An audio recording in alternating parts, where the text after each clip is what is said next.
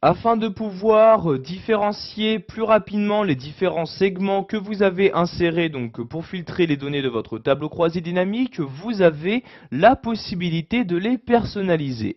Donc pour pouvoir personnaliser un segment, vous devez tout d'abord le sélectionner. Donc je vais par exemple ici pour commencer personnaliser celui-ci. Je clique donc dessus pour le sélectionner.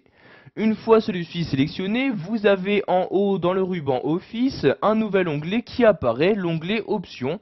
Je clique donc dessus pour y accéder. Premièrement, j'ai par exemple ici la possibilité tout à gauche de modifier le nom donc de mon segment. Donc ici, vous voyez le nom qui est par défaut, donc département. Si je souhaite le modifier, donc je clique ici et je le modifie comme je le souhaite. Donc par exemple ici, je vais écrire segment, département comme ceci. Puis j'appuie sur la touche entrée de mon clavier pour valider mes changements. Donc vous pouvez voir que le nom a bien également été modifié donc directement sur le segment présent à côté de mon tableau. Sachez également qu'il existe différents styles applicables à vos segments afin de modifier très rapidement leur mise en forme et leur couleur. Donc pour appliquer un style à un segment, donc vous devez tout d'abord les afficher en cliquant sur ce bouton-là. Vous avez dans ce menu les différents styles disponibles, donc soit un style clair, soit un style avec des couleurs foncées. Donc par exemple, je vais utiliser celui-ci, je clique dessus et voyez donc le style est automatiquement donc appliqué au segment qui était sélectionné.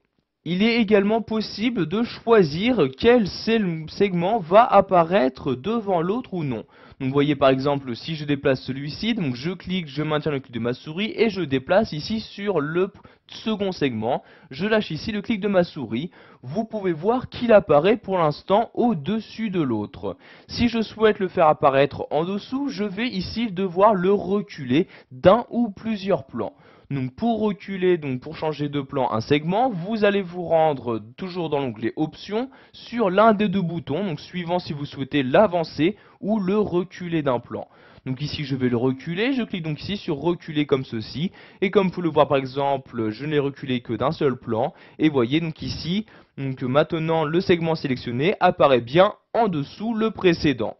Je vais maintenant ici modifier celui-ci en cliquant ici dessus. Je vais par exemple lui appliquer un style en cliquant sur cette flèche-ci. Je vais ici choisir ce style-ci. Je clique donc dessus pour l'appliquer à ce nouveau segment.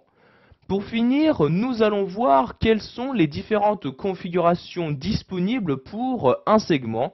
Je vais par exemple ici configurer celui-ci. Je le sélectionne, puis je reste dans l'onglet Options. Je clique ici sur Paramètres des segments. Vous allez alors avoir cette nouvelle fenêtre qui va s'ouvrir.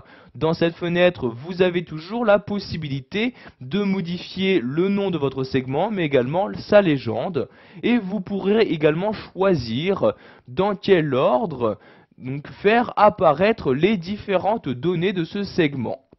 Donc, par défaut, donc, il s'agit d'un ordre croissant, donc de A à Z. Si vous souhaitez inverser cet ordre, vous cochez ici donc la case décroissant comme ceci. Et pensez bien à cliquer sur le bouton OK pour valider vos changements. Vous avez par exemple maintenant pour ce segment les départements qui apparaissent bien dans l'ordre décroissant. Voilà, nous avons vu dans cette vidéo formation comment personnaliser un segment, que ce soit en lui appliquant un style défini, en le changeant de plan ou en